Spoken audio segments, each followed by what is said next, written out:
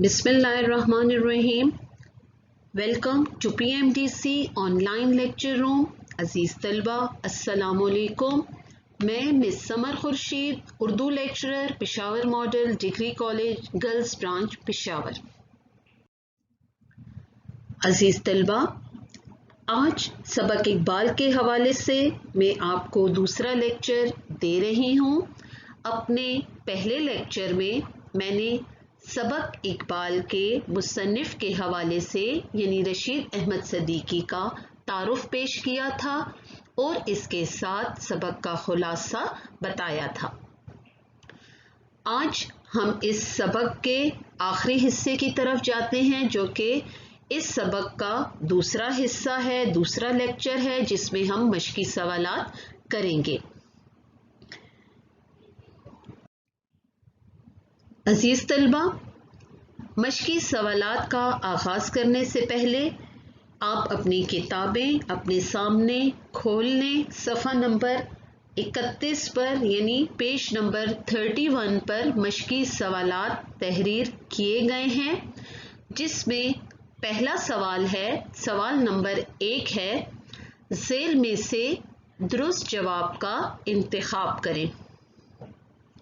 अजीज तलबा, अगर हम इम्तिहानी पर्चाजात को देखें तो सेक्शन अलिफ जो है, हिस्सा अलिफ जो है, उसमें मारूजी सवालात दिए जाते हैं, जिसमें कि 20 जुज़ होते हैं और 20 नंबर का सवाल होता है।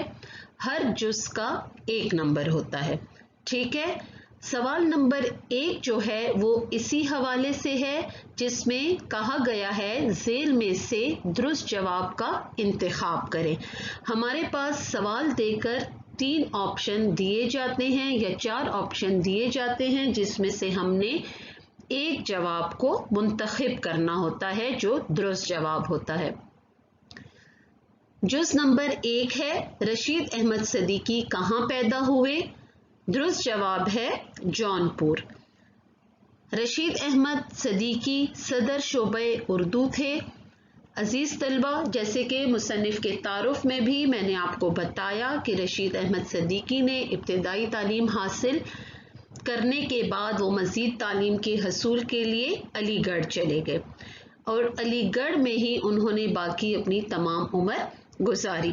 तो यहाँ हमारे पास 3 ऑप्शन दिए गए हैं, जिसमें Karachi university, Punjab university, Aligarh university. तो दुरुस्त जवाब है अलीगढ़ यूनिवर्सिटी। रशीद अहमद सदीकी का इंतकाल कब हुआ? 3 हमारे पास हवाले दिए गए हैं, ऑप्शन दिए गए हैं, जिसमें दुरुस्त जवाब है 1977 यानी 1977। यहाँ मैंने दुरुस्त जवाबात सिर्फ तहरीर किए हैं। किताब अगर आपको आपके सामने हो तो आप बेहतर तौर पर समझ सकते हैं।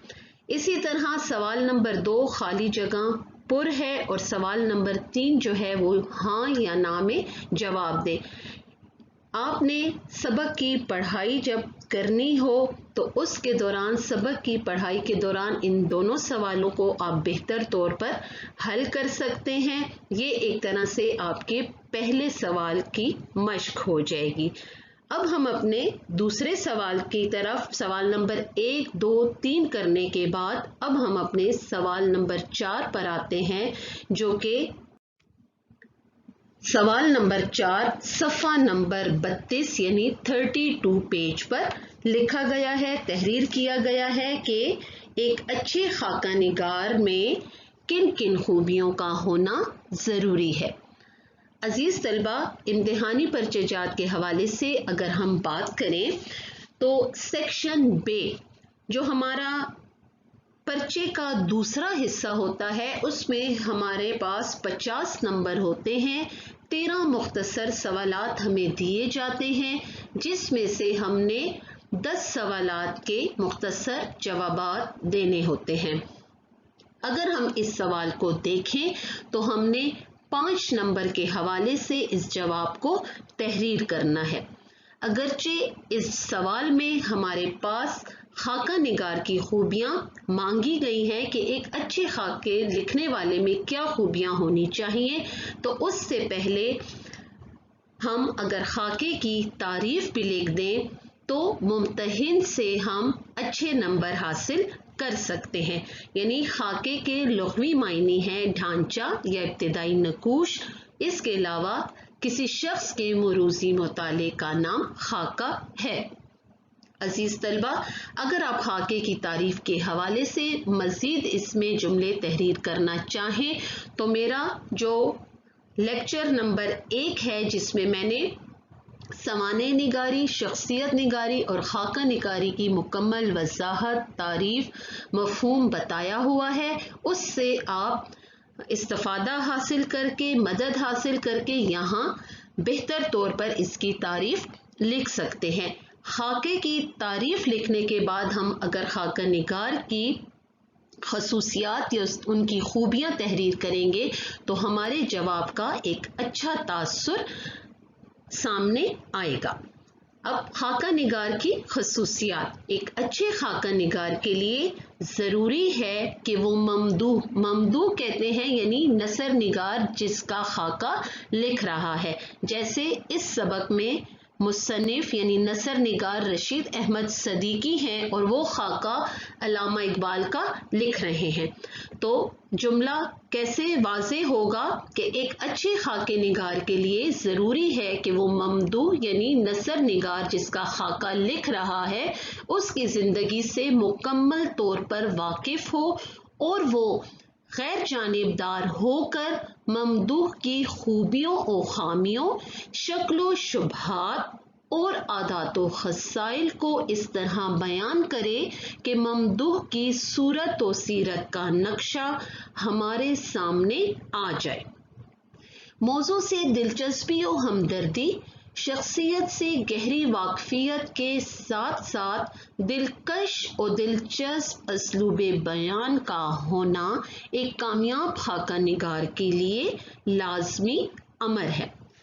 عزیز طلبہ، جیسے کہ ہم آپ کو بارہا یہ بات واضح کرتے ہیں، سمجھاتے ہیں کہ ہمارا جواب اسی وقت اپنا ایک اچھا تاثر پیش کرے گا جب ہمارے جملے جو ہیں وہ اگرچہ سادے ہوں، سادے الفاظ میں ہم لکھیں، آسان الفاظ میں ہم لکھیں، لیکن اس کو ایک ترتیب کے ساتھ لکھیں کہ پڑھنے والے کو زیادہ خوشگوار تاثر پیش کرے. امید ہے آپ کو اس جواب کی سمجھ آ گئی ہوگی کہ خاکہ نگار کی خوبیوں سے پہلے ہم خاکہ کی تعریف کر دیں تو ہمارا اس سوال کا جواب زیادہ اچھا ثابت ہو سکتا ہے. اب ہم جاتے ہیں اپنے اگلے سوال کی طرف. سوال نمبر 5 ہے، پروفیسر اسلوب احمد انصاری نے رشید احمد صدیقی کی خاکہ نگاری کے متعلق کیا کہا ہے؟ اس کا جواب، چونکہ یہ سبق جو ہے رشید احمد صدیقی نے اقبال کی خاکہ نگاری کے اقبال کا شخصی خاکہ ہے اور رشید احمد صدیقی کی خاکہ نگاری کے بارے میں یعنی مختلف تنقید نگاروں میں نے کیا کہا ہے. تو اگر ہم تنقیدی نوٹ دیکھیں تو اس میں اس کا جواب موجود ہے.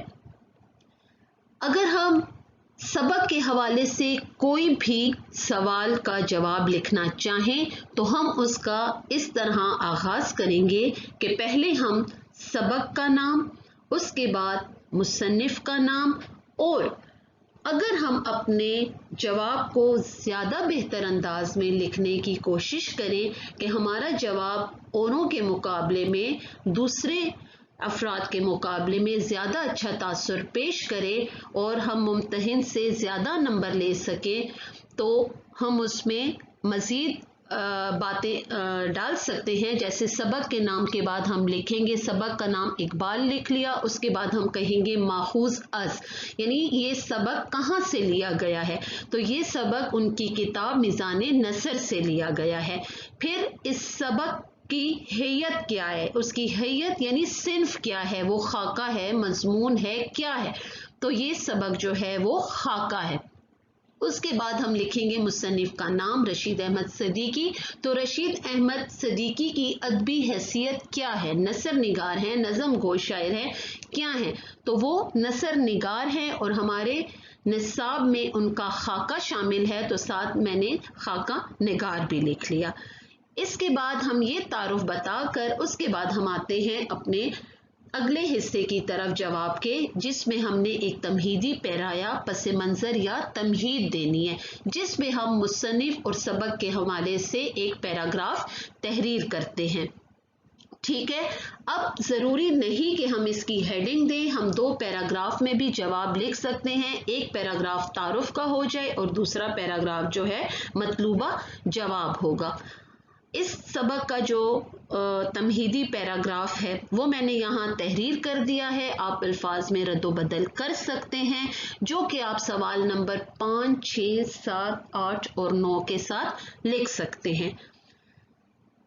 تمہیدی پیرایا ہے رشید احمد صدیقی اردو ادب میں مزاح نگار کے ساتھ ساتھ کامیاب خاکہ نگار بھی ہیں۔ زیر نظر سبق علامہ اقبال کا شخصی خاکہ ہے، جس میں مصنف نے اقبال کے چیدہ پہلوؤں پر روشنی ڈالی ہے۔ وہ اقبال کو ایک برگزیدہ شاعر سمجھتے ہیں، جن کی شاعری نے مسلمان قوم میں ایک نئی سوچ اور نئی امنگ پیدا کی، یہاں تک کہ انہوں نے مسلمانوں کو یقین دلایا کہ اپنے دین پر عمل پیرا ہونے میں ہی ہماری کامیابی ہے۔ یہی وجہ ہے کہ ان کی تعلیمات قرآن و حدیث کا دوسرا نام ہے۔ ٹھیک ہے، یہ ہمارا تمہیدی پیرایا ہو گیا۔ دوسرا پیراگراف اب ہمارا آ جائے گا، جو ہمارا مطلوبہ جواب ہے کہ پروفیسر اسلوب احمد انصاری رشید احمد کی خاکہ نگاری کے بارے میں کیا لکھتے ہیں۔ تو اس کے بارے میں ہم لکھیں گے، آپ کتاب کے صفحہ نمبر 26 پر دیکھیں، جہاں کہ یہ تحریر لکھی گئی ہے وہ آپ نے یہاں لکھ لینی ہے۔ ساتھ میں پھر بھی آپ کی آسانی کے لیے پڑھ لیتی ہوں۔ پروفیسر اسلوب احمد انصاری رشید احمد صدیقی کی خاکہ نگاری کے بارے میں لکھتے ہیں، رشید احمد صدیقی کی نظر میں جو گہرائی، نقطۂ نظر میں جو اعتدال، اشیاء اور انسانوں کے ناپنے میں جو جامعیت اور دانائی پیدا ہو گئی ہے، اس کی جھلکیاں ان کے مرقعوں میں جگہ جگہ نظر آتی ہیں۔ اس پر مستند ان کے اسلوب بیان کی ندرت اور رعنائی ہے، جو انہیں اپنے ہم عصروں میں منفرد اور ممتاز مقام عطا کرتی ہے۔ عزیز طلبہ، امید ہے کہ آپ کو اس سوال کا جواب بھی صحیح طور پر سمجھ آ گیا ہوگا۔ اب ہم جاتے ہیں اپنے اگلے سوال کی طرف، جو کہ ہے سوال نمبر 6۔ سوال نمبر 6 ہے، بقول مصنف علامہ اقبال نے جب شاعری کا آغاز کیا تو اس وقت مسلمانوں کی کیا حالت تھی؟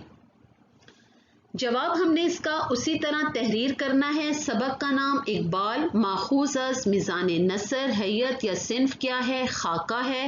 مصنف کا نام رشید احمد صدیقی، ادبی حیثیت نثر نگار یا خاکہ نگار۔ پھر ہم آتے ہیں اپنے تمہیدی پیرایا کی طرف۔ وہ پیراگراف لکھنا ہے جو میں نے آپ کو سوال نمبر 5 میں تحریری طور پر لکھوا دیا ہے، وہ آپ نے اس سے پہلے لکھنا ہے، اور اس کے بعد اگلا پیراگراف جو ہے آپ نے مطلوبہ جواب تحریر کرنا ہے کہ اقبال نے جب شاعری کا آغاز کیا تو اس وقت مسلمانوں کی کیا حالت تھی۔ تو وہ میں آپ کے سامنے پڑھ لیتی ہوں۔ مصنف کے خیال میں جب اقبال نے شاعری کا آغاز کیا تو مسلمان قوم زوال کا شکار ہو کر مایوسی کی زندگی گزار رہی تھی۔ مسلمان اپنے اسلاف کے کارنامے، اپنا علم و ہنر، اپنا مذہب و اخلاق، غرض وہ اپنے مذہبی، سیاسی اور معاشرتی اقدار کی پاسداری کے قابل نہیں تھے اور ہر لحاظ سے انگریزوں اور ہندوؤں کے محتاج ہو کر رہ گئے تھے۔ انہی حالات کو دیکھتے ہوئے اقبال نے اپنی شاعری کے ذریعے مسلمان قوم میں چھائی ہوئی مایوسی کو ختم کر کے نئی روح اور نئی سوچ بیدار کرنے کی ہر ممکن کوشش کی۔ عزیز طلبہ، اب ہم اپنے اگلے سوال کی طرف چلتے ہیں۔ سوال نمبر 7، بقول مصنف علامہ اقبال نے وہی باتیں کی ہیں جو قرآن و حدیث میں ہیں، لیکن جب ایک علامہ اقبال وہی باتیں اپنے اشعار میں کرتے ہیں تو ان کا لوگوں پر اثر کیوں ہوتا ہے؟ عزیز طلبہ، آپ میرے اس سبق کے حوالے سے جو پہلا لیکچر ہے جس میں نے سبق کا خلاصہ پیش کیا تھا اس کو آپ غور سے سنیں اور اس کا مکمل جواب اس میں بھی موجود ہے۔